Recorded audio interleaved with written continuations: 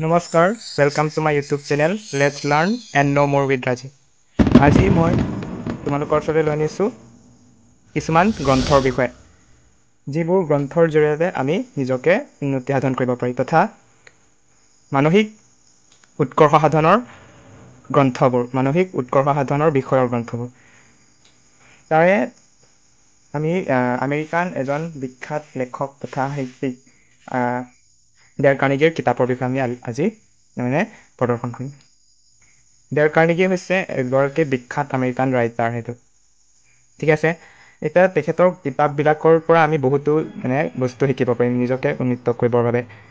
Dell কাৰ্নেগীৰ যিবোৰ গ্ৰন্থ সেইবোৰ গ্ৰন্থ আটাইবোৰেই আমাৰ কি বুলি কয়, যিবোৰ ছাত্ৰ ছাত্ৰী তথা যিবোৰ মানুহ সকলো ব্যক্তিয়ে বহুতো প্ৰচুৰ জ্ঞান পোৱা যায় এই গ্ৰন্থবিলাকৰ পৰা। সেই গ্ৰন্থবিলাকৰ বিষয়ে মই ক'বলৈ ওলাইছোঁ। প্ৰথমটো হৈছে যে মানসিক শান্তি লাভৰ চাবিকাঠি। এই কিতাপখন নামটো শুনিয়ে আমি গম পাব পাৰোঁ যে ইয়াৰ পৰা আমি কি লাভ হ'ব।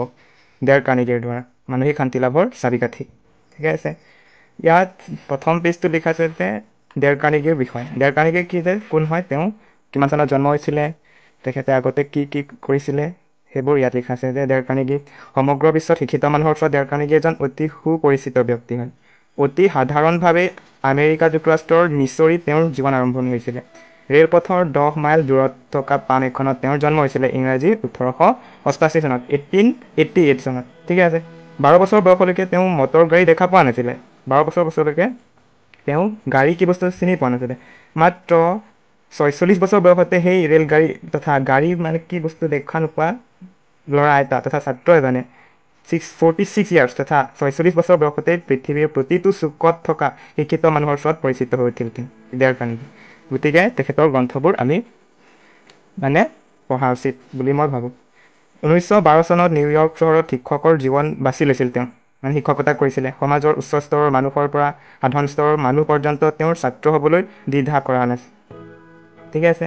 ডেল কাৰ্নেগী ৰচিত কিতাপসমূহৰ পৰা যিকোনো জীৱিকাৰ মানুহেই উপকৃত হ'ব পাৰে। সেইটো অথনি মই কৈ আছোঁ যে তেখেতৰ গ্ৰন্থবোৰ সকলো মানুহে আমি পঢ়িব পাৰোঁ, ছাত্ৰ ছাত্ৰীৰ পৰা আদি কৰি বৃদ্ধা সকলোৱে। তেওঁৰ কিতাপৰ পৰা দুশ্চিন্তা আঁতৰাই যেনেকৈ দীৰ্ঘ আনন্দময় জীৱন লাভৰ জ্ঞান পোৱা, তেনেকৈ জনপ্ৰিয় হোৱাৰো কৌশল আয়ত্ত কৰা যায়। ঠিক আছে। কাৰ্নেগীয়ে তেওঁৰ লেখনিত যুক্তি তথ্য সমৃদ্ধ বিশ্লেষণেৰে জীৱনত সাফল্য লাভৰ উপায় আৰু দৈনন্দিন জীৱনত সন্মুখীন হোৱা বিভিন্ন সমস্যাৰ পৰা মুক্তিৰ বাট দেখুৱাইছে।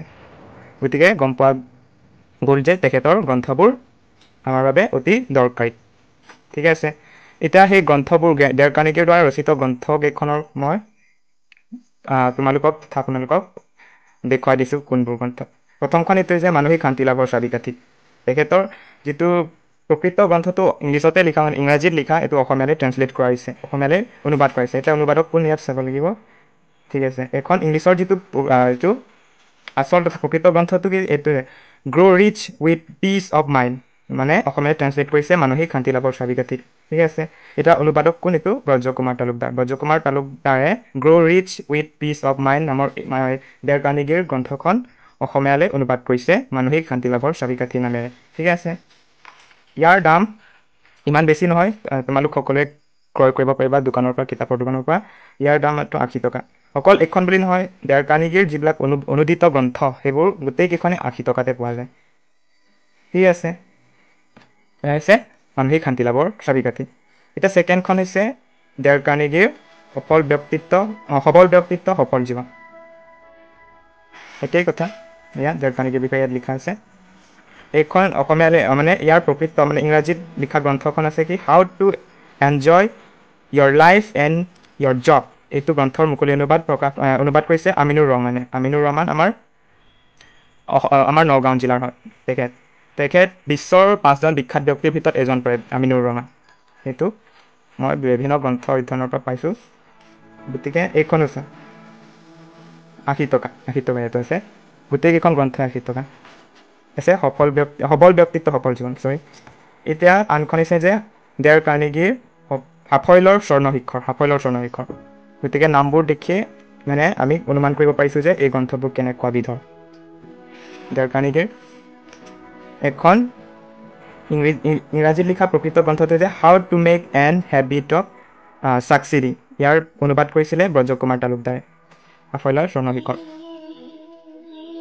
এইটো থাৰ্ডখন। এটা ফ'ৰ্থখন মানে চতুৰ্থখন হৈছে যে বাকপটুতা, ডেল কাৰ্নেগীৰ বাকপটুতা। ডেল কাৰ্নেগীৰ বাকপটুতাখন সেইখন অনুবাদ কৰিছে অনুবাদক ব্ৰজকুমাৰ তালুকদাৰ। ইয়াৰ প্ৰকৃত গ্ৰন্থ ইংৰাজীত লিখা গ্ৰন্থখন হৈছে পাব্লিক স্পিকিং। এখন অসমীয়ালৈ ট্ৰান্সলেট কৰিছে ব্ৰজকুমাৰ তালুকদাৰে বাকপটুতা নামেৰে। এইখন হৈছে বাকপটুতা।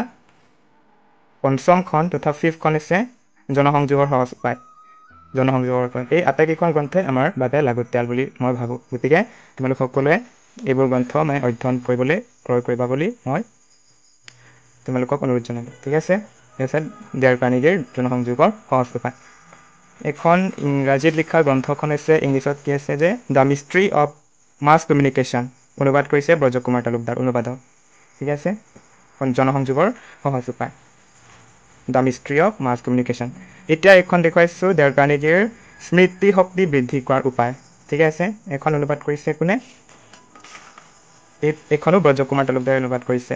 এখন ইংলিছত থকা যিটো মূল গ্ৰন্থখন আছিলে the unveiling the mystery of memory. Unveiling the mystery of memory. অসমীয়ালৈ স্মৃতি শক্তি বৃদ্ধি কৰাৰ উপায় নামেৰে মানে এখন গ্ৰন্থ অনুবাদ কৰিছিলে ব্ৰজকুমাৰ তালুকদাৰে। ঠিক আছে, দামটো মই কৈছোঁ যে চবতে 80 টকা, মানে গোটেইকেইখনেই ডেল কাৰ্নেগীৰ যিবিলাক অনুদিত গ্ৰন্থ গোটেইকেইখনেই 80 টকাতে পোৱা যায়। ঠিক আছে, এতিয়া এইখন হৈছে প্ৰভাৱ বিস্তাৰ আৰু বন্ধু লাভ ডেল কাৰ্নেগীৰ। গোটেইকেইখনে ডেল কাৰ্নেগীৰ মই দেখুৱাইছোঁ। ডেল কাৰ্নেগীৰ এখন ইংলিছৰ মানে ইংৰাজীত মূল গ্ৰন্থটো হৈছে how to win friend and influence the people. ঠিক আছে, how to win friends and influencing the people. Aminur ৰহমানে অনুবাদ কৰিছে অসমীয়াত প্ৰভাৱ বিস্তাৰ আৰু বন্ধুলাভ নামেৰে। ঠিক আছে, এইখন হৈছে বন্ধুলাভ মানে প্ৰভাৱ বিস্তাৰ আৰু বন্ধুলাভ। আৰু এইখন হৈছে যিটো শেষৰখন, শেষৰখন মানে মোৰ ওচৰত থকা যিমানবোৰ ডেল কাৰ্নেগীৰ কিতাপ আছে এইখন লাষ্টৰখন। মানে কিতাপ তেখেতৰ বহুত প্ৰচুৰ পৰিমাণৰ গ্ৰন্থ ৰচনা কৰিছিলে, যোনটো মোৰ ওচৰত কেইখন আছে 1, 2, 3, 4, 5, 6, 7, 8খন আছে ডেল কাৰ্নেগীৰ গ্ৰন্থ। এইখন হৈছে আনন্দমুখৰ জীৱন আৰু কৰ্মৰ সন্ধানত। এখন ইংৰাজীত তথা ইংলিছত মোৰ গ্ৰন্থখন হৈছে যে in search of happy life and work. এখন অনুবাদ কৰিছে ব্ৰজকুমাৰ তালুকদাৰে আনন্দমুখৰ জীৱন আৰু কৰ্মৰ সন্ধানৰ নামেৰে এই গ্ৰন্থখন অনুবাদ কৰিছে অসমীয়ালৈ। ঠিক আছে, এয়া 80 ৰুপিজ, প্ৰাইচটো 80 ৰুপিজ। ঠিক আছে, এতিয়া মই আজি তোমালোকক ডেল কাৰ্নেগীৰ কিতাপৰ বিষয়ে ক'লোঁ আৰু কেইখনমানৰ দেখুৱালোঁ মোৰ ওচৰত থকা যিমানখন আছে। এখন হৈছে আনন্দমুখৰ জীৱন আৰু কৰ্মৰ সন্ধানত, এখন প্ৰভাৱ 2খন